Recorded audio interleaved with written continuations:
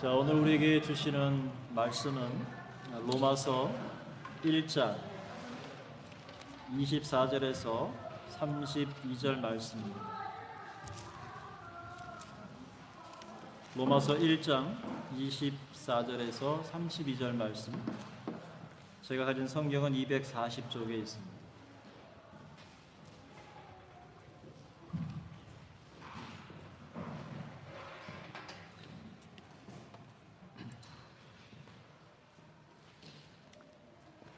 우리 한 절씩 교독하도록 하겠습니다. 그러므로 하나님께서 그들을 마음의 정욕대로 더러움에 내버려 두사 그들의 몸을 서로 욕되게 하게 하셨으니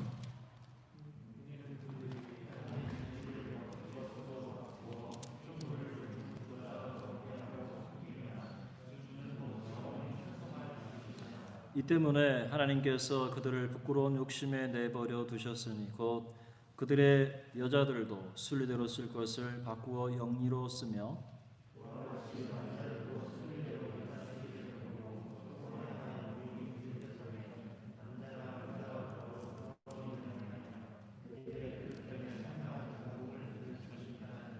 또한 그들이 마음에 하나님 두기를 싫어하며 하나님께서 그들을 그 상실한 마음대로 내버려 두사 합당하지 못한 일을 하게 하셨으니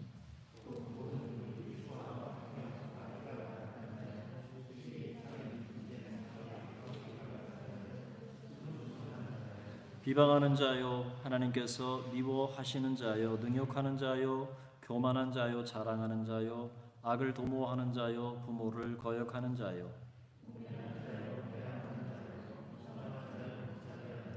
함께 하겠습니다. 그들이 이 같은 일을 행하는 자는 사형에 해당한다고 하나님께서 정하심을 알고도 자기들만 행할 뿐 아니라 또한 그런 일을 행하는 자들을 옳다 하느니라. 아멘. 우리 서로 옆에 분과 인사하겠습니다. 주님의 기쁨이 됩시다. 주님의 기쁨이 됩시다.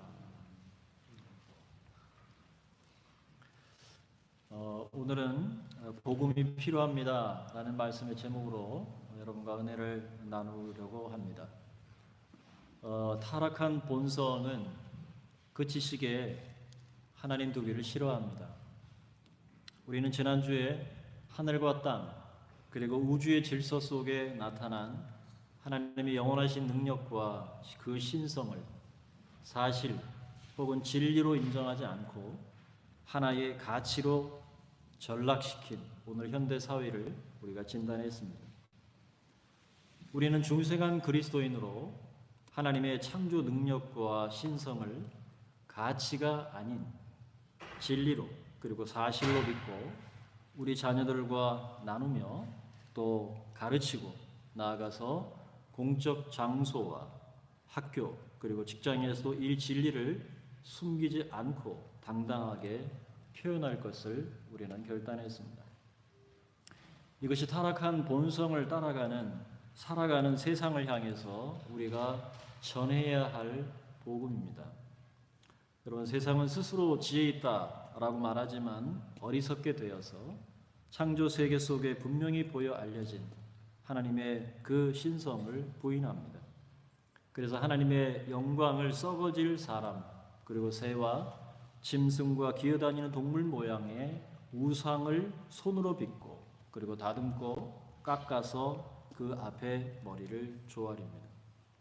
여러분, 계속적으로 새로운 이론들이 발표되고 발전해가는 과학이 마치 절대적 사실과 진리인 것처럼 분위기를 조장합니다. 과학 유토피아를 건설하도록 선전하고 다윈의 진화론 같은 철학적 이론을 학교에 도입해서 아이들을 교육하는 것은 오늘날의 또 다른 바벨탑을 쌓는 행위가 됩니다. 시편 2편 4절에 있는 것처럼 하늘에 계신 이가 웃으시고 이러한 불의로 진리를 막는 사람들에게 오늘 로마서는 하나님의 그 진노가 임하며 그리고 그 길은 망하게 될 것이라고 성경은 경고하고 있습니다. 여러분, 복음은 모든 믿는 자에게 주시는 하나님의 능력입니다. 복음에는 하나님의 의가 나타나서 믿음으로 믿음에 이르게 합니다. 중생한 그리스도인은 바로 이 믿음으로 살아냅니다. 하나님께서 예수 그리스도의 죽으심과 부활을 통해서 우리에게 영원한 생명을 주셨습니다. 우리는 명사형 믿음 위에 서서 복음과 그리고 구원을 선포하며 세상의 한복판에서 동사형 믿음으로 우리는 살아가는 존재들입니다. 여러분, 레위기 예레미야서 17장 9절의 말씀에 보면 만물보다 거짓되고 심히 부패한 것은 마음이라 누가 능히 이를 알겠는가? 라고 말씀합니다. 만물보다 거짓되고 심히 부패한 것이 인간의 마음이라고 성경은 선언합니다. 우리는 오늘 타락한 본성으로 겹겹이 쌓아 올린 역사의 길 위에 서 있습니다. 가던 길을 멈추고 잠시 바울이 로마에 보낸 이 편지 속에 나타난 그 당시의 세상의 풍경을 오늘의 시각으로 바라보기 원합니다. 그때나 지금이나 인류의 역사와 문명은 하나님의 일반의 은총의 빛 아래에서 발전되고 수정되어 왔습니다. 중생한 그리스도인은 인류 역사의 문화와 그리고 문명이라는 일반 은총 속에 특별 은총의 은혜가 찬란하게 빛나도록 헌신해 왔습니다. 그것이 선교 운동의 역사입니다. 각 시대의 암울한 나라 그리고 민족, 열방을 치유했던 선교사들의 헌신입니다. 고아원을 짓고 학교를 세워서 또 아동 인권을 보호하고 문맹을 퇴치하고 병원과 의료원을 세워서 국민의 위생과 건강을 증진시켰습니다. 노사 관계를 개선하고 노예제도 같은 사회적 악법을 폐지하는데 오늘 중생한 그리스도인 그리고 선교사들은 그 일에 헌신해 왔습니다. 이러한 선교적 사명의 선봉에 여러분 누가 계시죠? 예수 그리스도가 계십니다. 그리고 바울이 있습니다. 창세로부터 하나님의 능력과 신성이 만물에 분명히 보임에도 불구하고 세계 나라와 그리고 민족과 열방 가운데 우상들로 넘쳐납니다. 세상에는 하나님께서 주신 신령한 은사, 곧 구원을 기다리는 사람들이 많습니다. 아직도 세상에는 복음을 기다리는 사람들로 넘쳐납니다. 여러분, 바울은 복음의 필요성을 역설합니다. 왜 복음이 필요한가? 왜 세상에 복음이 필요한지 그 근거를 제시하고 있습니다. 오늘 바울은 그 필요성을 인간의 내면 세계에서 찾습니다. 특히 바울은 인간의 타락한 본성이 만들어낸 죄악들 그리고 합당하지 못한 일들을 로마서에 열거하고 있습니다. 여러분, 바울이 이러한 인간 내면을 조명하는 이유는 무엇일까요? 인간의 내면 세계를 비추고 있는 이유는 무엇일까요? 오늘 읽은 로마서의 본문을 생각할 때 정말 마음이 무겁습니다. 왜냐하면 성경은 인간의 내면에서 나오는 그 생각과 행동에 대해서 마지막 판결이 사형에 해당한다고 성경은 선언하기 때문에 인류 문명이 만들어낸 도시의 건축물이 아무리 화려하고 아름답다 해도 인류의 번영과 편리를 위한 과학과 기술이 초고도로 발전했다 해도 인간의 내면 세계에는 왜 이토록 처절한 전쟁터와 같을까? 세상이 가르치고 믿는 이론들과 그리고 꿈꾸는 유토피아가 절대적 진리라면 왜 인간의 내면에서 생산되는 이러한 죄와 문제들은 왜 해결되지 않을까? 성경은 그 원인을 이렇게 진단합니다. 1장 25절의 말씀에 보면 그들이 하나님의 진리를 거짓 것으로 바꾸어 피조물을 조물주보다 더 경배하고 섬김이라 라고 말합니다. 여러분, 하나님의 진리, 그 창조 세계를 거짓으로 바꾸어서 창조주 하나님보다는 오히려 피조물을 더 경배하기 때문이라고 말합니다. 여러분, 하나님의 창조 질서를 인정하지 않는 것은 바벨탑 사건과 다를 바가 없습니다. 하나님께서 초기에 인간을 만드시고 그들에게 복을 주시면서 땅에 흩어져라, 땅에 충만하라, 땅을 정복하라, 땅을 다스리라 라고 말씀하셨지만 그 하나님의 명령을 거역하고 흩어짐을 면하고 자신들의 이름을 높이기 위해서 높은 탑을 쌓아서 스스로 하나님과 견주어서 그 하늘에 닿게 하려고 했던 인간의 교만함과 같습니다. 바울은 하늘과 땅, 그 주인을 인정하지 않으려는 타락한 본성이 인간의 내면 세계를 가득 채우고 있다고 진단합니다. 여러분 잠언서에도 26장 12절에 네가 스스로 지혜롭게 여기는 자를 보느냐 그보다 미련한 자에게 오히려 희망이 있느니라 라고 말씀합니다. 스스로 지혜롭게 생각하는 인생들을 향한 하나님의 대응 방식은 무엇이었습니까? 로마서 1장 24절에 이렇게 말씀합니다. 하나님께서 그들의 마음의 정욕대로 더러움에 내버려 두사 26절에 하나님께서 그들을 부끄러운 욕심에 내버려 두사 28절에 그들이 마음에 하나님 두기를 싫어하며 하나님께서 그들을 그 상실한 마음대로 내버려 두셨다는 것입니다. 여러분 여기 그들이 마음에 하나님 두기를 싫어함에에서 여기 마음은 헬라어 원문의 지식, 인식이라는 단어를 쓰고 있습니다. 다시 말해서 인간의 지식 속에 인간의 인식 속에 하나님 두기를 그들이 싫어했다는 것입니다. 이성적으로 생각해 보아도 하나님을 알만한 것이 피조물 속에 담겨 있음에도 불구하고 그들은 그 지식과 인식에서 하나님 두기를 싫어하고 오히려 딴청을 피우고 있다는 것입니다. 들으려가지 않고 그들의 지식 속에 하나님에 대한 존재를 거부한다는 것입니다. 이것이 타락한 인간의 본성입니다. 하나님께서는 지식과 인식 속에 하나님 두기를 싫어하는 인생들과 함께 하시겠습니까? 또 생각이 허망하여지고 마음이 미련하고 어두워진 인간의 내면에서 하나님이 일하실까요? 사람이 태어나 성장하고 학교 교육 과정을 거치는 동안에 사람들의 지식 속에 그 인식 속에 하나님 두기를 점차적으로 싫어하게 된다는 것. 이것이 오늘의 세상의 교육입니다. 이것이 하나님 나라를 건설해야 할 우리의 이유이며 복음을 땅끝까지 전파하여 가르쳐 지키게 하라는 주님의 명령을 우리가 깊이 인식하고 실천해야 할 대목입니다. 여러분 이것을 의도적으로 배척하고 그리고 하나님 두기를 싫어하는 인생들을 하나님께서 어떻게 조치하셨습니까? 그들의 마음의 정욕대로 그들을 그 상실한 마음대로 내버려 두셨습니다. 여기 내버려 두다라고 하는 말은 그에 대한 그 책임과 그리고 그에 대한 그 지배를 하나님 쪽에서 갖는 것이 아니라 인간에게 넘겨주셨다라는 것입니다. 그 책임도 인간이 지는 것이고 그에 대한 지배, 그거를 다스리고 컨트롤링 할 수 있는 것이 인간에게 넘겨졌다는 의미입니다. 그래서 그들 마음대로 하도록 하나님이 그들에게 주었다는 겁니다. 그래서 어떤 사람은 말합니다. 이 땅이 점점 타락해가는 원인을 하나님께 돌리려고 합니다. 그러나 하나님께서 애초부터 죄를 짓지 않게 하셨다면 이런 일도 없지 않겠는가라고 말하지만 그것은 인간의 스스로의 핑계일 뿐입니다.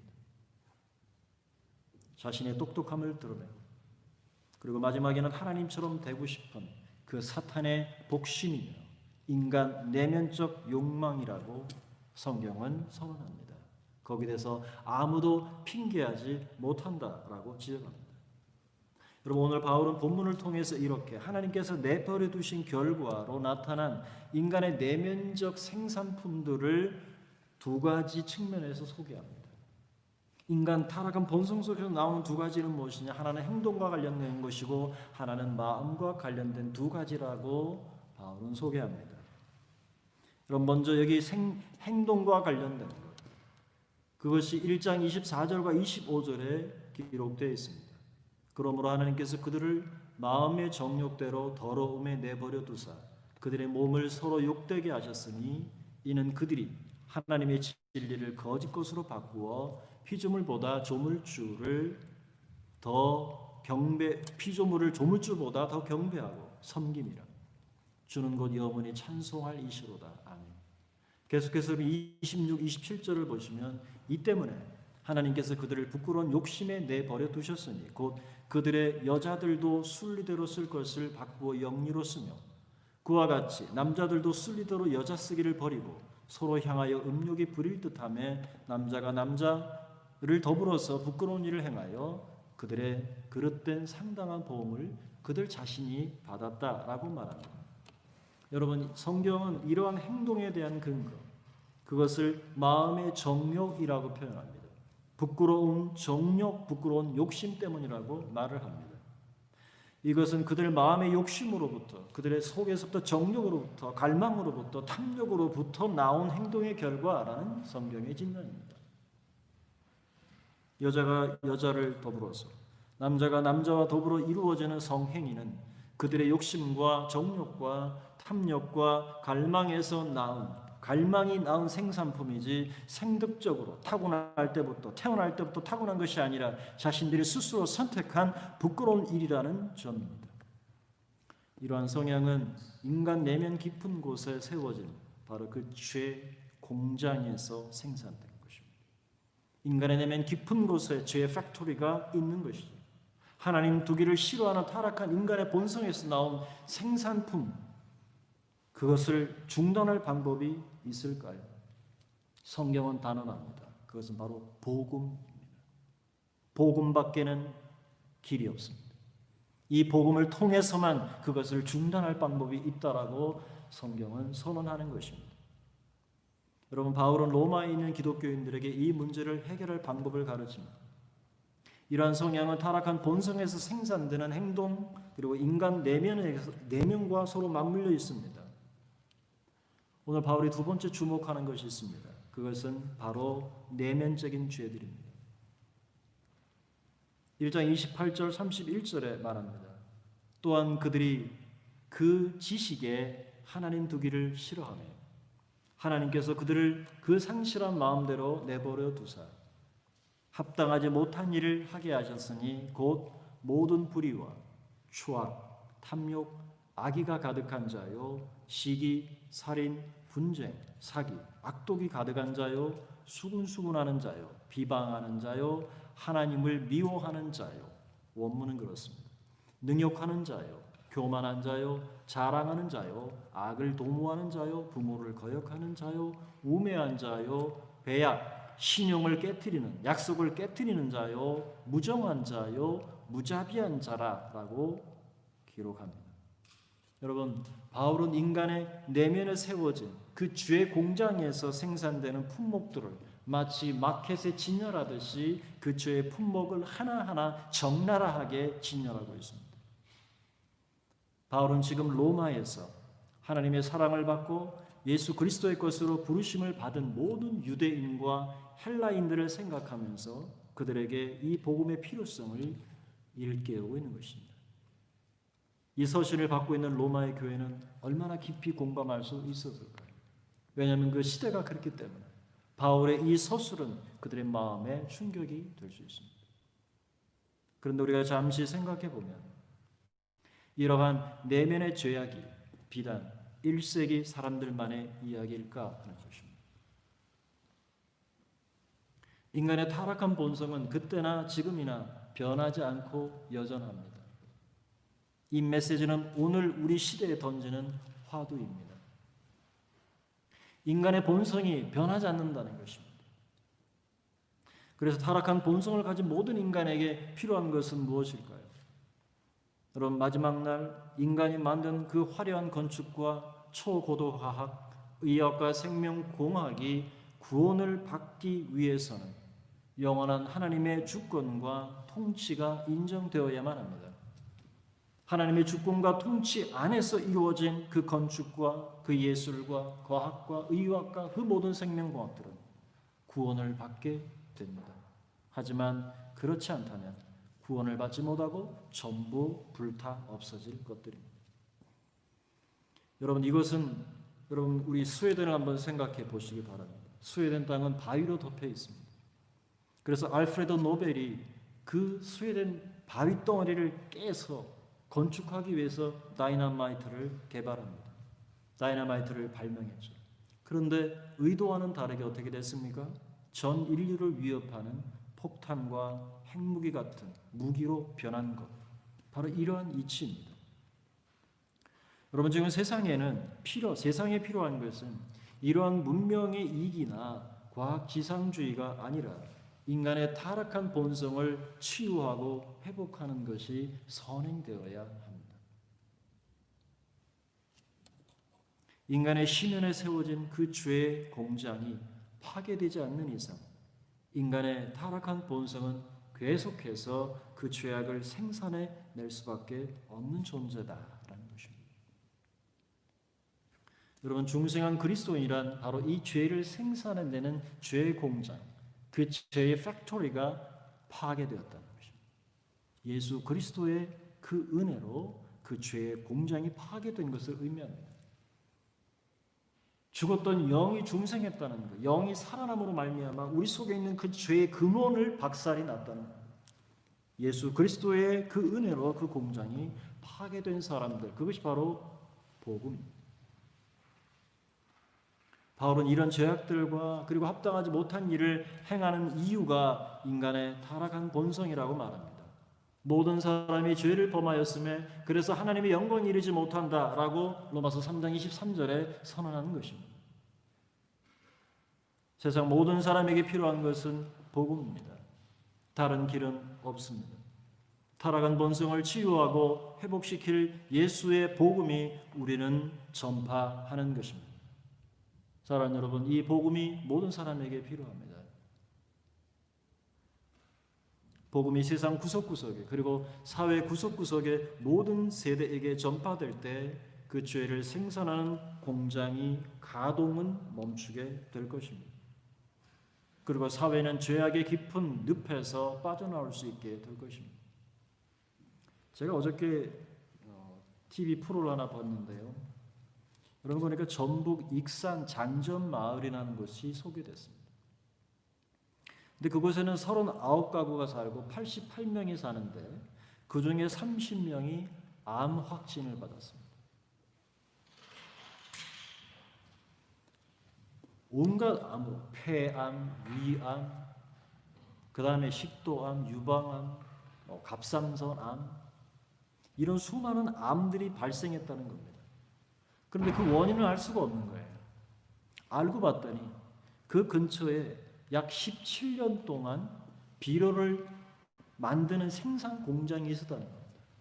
그 비료를 생산하는 공장에 연초박이라고 하는, 그 연초박은 담배 잎을 말합니다. 찌꺼기.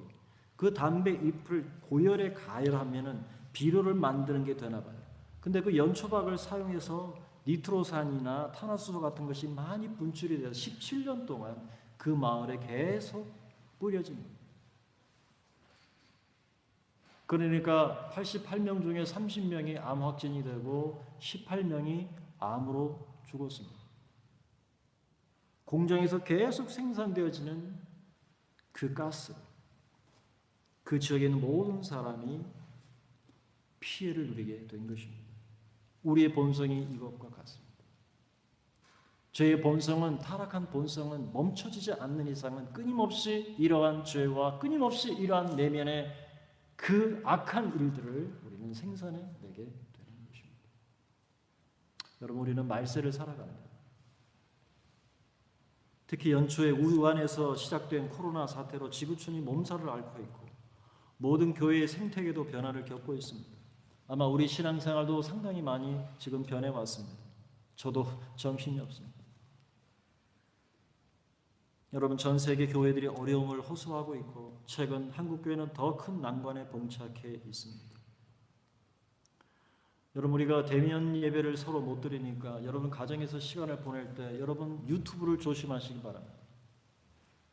좋은 것들이 굉장히 많은데 제가 보니까 독초가 너무 많아요. 여러분 무심코 켜서 보는 것들 내용을 저는 여러분 그런 것들을 어떻게 할 수가 없잖아요. 제가 일일이 다니면서 뭐 봅니까? 라고 말할 수도 없잖아요. 자기가 듣기 좋은 것, 그런 거 판단 속에서 남이 말하는 것들에 대해서 여러분 듣게 되면, 제가 보니까 유튜브에서도 꽤 많은 유명하신 분들이 독초를 뿌리고 있더라고요. 치명적입니다. 왜요? 그만큼 영향력이 있기 때문에 조심하셔야 됩니다. 이단도 많고요. 여러분이 하나님 말씀에 전념하고 말씀을 연구할 때 차라리 말씀 앞에 기도하고, 그리고 제가 오늘까지 12번의 시리즈를 여러분에게 설교를 했는데 이 설교가 쉽지 않은 설교입니다. 곱씹으셔야 됩니다. 많이 읽어보시기 바랍니다. 차라리 그렇게 해서 말씀을 여러분 가까이 하시길 바라고, 여러분 생각들이, 이렇게 많은 코로나 사태로 인해서 너무나 많은 것들이 변화돼서 참 어려운 시기를 저도 생각하고 있어요. 우리는 정신을 바짝 차려야 합니다. 연약한 손, 무릎을 세워서 기도하고 영적으로 깨어 있어야 합니다. 여러분, 현실에 안주하지 말고 큰 문제 앞에 위축되지 말기를 바랍니다. 겁과 두려움에 사로잡혀서 물러가면 침묵합니다. 그 자리에 맴돌지 말고 거친 그 파도와 풍랑을 뚫고 우리는 전진해야 합니다. 여러분, 고난이 있습니까? 그 고난은 우리에게 약이 될 것입니다. 그 고난과 역경, 그것을 뚫고 나아갈 때 우리는 영적인 성장을 경험하게 될 것입니다. 우리는 계시록에 기록된 주님의 말씀을 기억할 필요가 있습니다. 계시록 22장 11절 12절에 불의를 행하는 자는 그대로 불의를 행하고 더러운 자는 그대로 더럽고 의로운 자는 그대로 의를 행하고 거룩한 자는 그대로 거룩하게 하라. 보라, 내가 속히 오리니 내가 줄 상이 내게 있어 각 사람에게 그가 행한 대로 갚아주리라 말씀합니다. 여러분, 중생한 그리스도인은 현실에 안주하지 않습니다. 현실에 안주할 수 없습니다. 고난과 역경 속에 굴하지 않고 앞으로 나아갑니다. 믿음의 주 되신 예수 그리스도를 따라서 동사형 믿음으로 살아가게 되는 것입니다. 사랑이 깊어지고 섬김이 깊어지고 그리고 기도가 깊어지고 예배가 깊어집니다. 여러분, 중생한 그리스도인이 살아가는 그 사회는, 그 문화는 영적인 치유와 회복이 일어날 것입니다. 그것이 하나님의 택함받은 우리의 사명입니다. 하나님의 주권과 통치가 선포될 때 건강한 사회와 문화 그리고 학문과 기술이 온전하게 거듭날 수 있습니다. 여러분, 지식에 하나님 두기를 싫어하는 타락한 인간의 본성에 예수의 복음이 필요합니다. 하나님의 창조 세계를 부인하고 그 지식에 하나님 두기를 싫어하는 세상은 결국 하늘로부터 그 진노를 받게 될 것입니다. 여러분, 복음이 없는 세상은 창조 질서가 무너집니다. 동성 간의 결혼, 동성 간의 성행위, 동물과의 성행위, 애완동물과의 결혼 같은 누가 봐도 웃지 못할 그런 일들을 마치 문화가 발전해서 얼마든지 수용할 수 있다는 인간의 교만함으로 그것을 봐둡니다. 여러분, 영리가 묵인되는 사회가 돼가고 있습니다. 불의와 추악, 탐욕과 악의로 가득한 사람들, 시기와 살인을 저지르고 분쟁하며 남을 사기치고 악의적이고 여우처럼 교활한 사람들이 있고 뒤에서 수군수군 남을 비방하고 하나님을 증오하고 난폭하고 싸움을 좋아하며 교만하고 허풍 떠는 사람들, 어떻게 하면 더 약하고 잔인한가를 그 기술을 가르치는 사람들, 부모를 하찮게 생각해서 불순종하고 돈 때문에 재산 때문에 부모를 멀리 내다버리거나 살해하는 사람들, 미련한 삶을 드러내는 사람들, 남의 돈을 빌리고 약속한 날짜에 돈을 갚지 않아 신용을 잃어버린 사람들, 사랑이 식어서 따뜻함이라고는 없는 냉혈 인간들, 나에게 자비란 없다 자랑하는 사람들, 이렇게 창조주 하나님의 사랑과 예수 그리스도의 은혜를 알지 못하고 그 사형장애 그 방향으로 달려가고 있는 그 사람들이 오늘 나의 가족들이 있고 나의 형제들이 있고 내 친척 중에 있고 내 이웃과 내 친구들 가운데도 스톡홀름에도 이 스웨덴에도 지구촌에 사는 각 나라와 열방과 족속들 가운데도 차고 넘치고 있습니다. 이제 말씀을 맺겠습니다. 여러분, 복음에는 하나님의 의가 나타났습니다. 이 복음은 모든 믿는 자에게 구원을 주시는 하나님의 능력입니다. 우리는 이 복음을 믿음으로 구원을 얻습니다. 값없이 주어진 은혜입니다. 하지만 안타깝게도 현대사회는 하나님의 진리와 사실을 하나의 가치로 전락시켰습니다. 진리가 전파되지 못하도록 사회적, 법적 장애물들을 만들었고 지금도 만들어가고 있습니다. 우리는 그 결과 세상과 인간의 내면 세계가 어떤 죄악으로 가득 채워지는지 살펴보았습니다. 스스로 지혜 있다 하지만 어리석게 돼서 하나님의 영원하신 능력과 신성을 부인합니다. 생각은 허망해지고 마음은 미련해졌습니다. 하나님의 진리를 거짓 것으로 바꾸었습니다. 그 지식에 하나님 두기를 싫어하고 그 타락한 본성 속에서 죄를 생산하고 그 죄를 쏟아내고 있습니다. 그 형벌은 법정 최고형 사형에 해당하는 것입니다. 그러나 아직도 세상은 하나님께서 그렇게 정하심을 알고도 자기들만 행할 뿐만 아니라 또한 그런 일을 행하는 자들을 옳다 지지하고 옹호하고 장려하고 있습니다. 사랑하는 여러분, 죄의 밤이 깊어가는 세상을 바라보면서 그들에게 그리스도의 복음이 필요함을 절감합니다.